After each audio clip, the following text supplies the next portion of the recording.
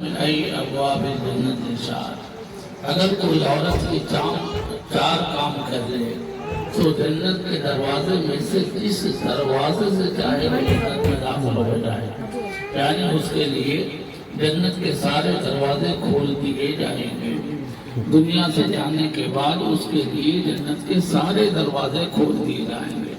Number 1، نماز کا اہتمام کرے، بلا عذر شرعی نماز نہ چھوڑے۔ نمبر 2، رمضان کا روزہ نہ چھوڑے، اگر عذر شرعی ہو اپنی جگہ پر، لیکن بلا عذر شرعی روزہ نہ چھوڑے۔ نمبر 3، اپنے شوہر کی جائز کاموں میں اطاعت کرے، اس کی خدمت کرے۔ اگر کسی ناجائز کام کا حکم شوہر دے تو اس میں اس کی فرمانبرداری نہیں ہے۔ جائز کام کا اگر حکم دے رہا ہے شوہر تو اپنے شوہر کی اطاعت اور اس کی خدمت ایک صالحہ اور نیک بیوی کے فرائض میں داخل ہے۔ وَأَطَاعَتْ بَعْلَهَا وَأَحْسَنَتْ فَرْجَهَا، چوتھی چیز آپ نے فرمائی اپنی شرمگاہ کی حفاظت کرے۔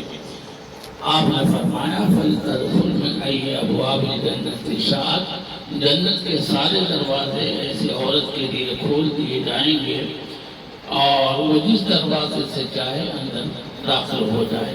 تو بہت بڑا نسخہ نہیں ہے، 5 نمازوں کی پابندی ہے، رمضان کے روزے کی پابندی ہے، شوہر کی اطاعت ہے اور شرمگاہ کی حفاظت ہے۔ اللہ تعالیٰ آپ سبھی حضرات کو اس پر عمل کرنے کی توفیق عطا فرمائے۔ اللہم صلی وسلم وبارک علی سیدنا و مولانا محمد۔ اے اللہ ہم سب کے گناہوں کو معاف فرما، سیئات کو حسنات سے مبدل فرما، اپنی رضا و محبت ہم سب کو نصیب فرما، مرضیات کا چلنا ہم سب کے لیے آسان فرما، نامرضیات سے مکروہات سے ہم سب کی حفاظت فرما، ہر قسم کے شدائد سے مصائب سے حفاظت فرما۔ اے اللہ یہ گھر میں رہنے والوں کی، جوانوں کی، بوڑھوں کی، مردوں کی، عورتوں کی، بچوں کی، ہر ایک کی جان مال عزت آبرو کی حفاظت فرما، ہر ایک کو عزت والی زندگی نصیب فرما، برکت والی حلال اور روزی نصیب فرما۔ ہم میں سے جو چھوٹے ہیں بڑوں کے احترام کی توفیق عطا فرما، جو بڑے ہیں چھوٹوں پر شفقت کی توفیق عطا فرما، آپس میں جوڑ اور محبت پیدا فرما، ہر قسم کے نفاق سے، شقاق سے، نگاہ کی، دل کی، زبان کی، ہر ایک کی حفاظت فرما۔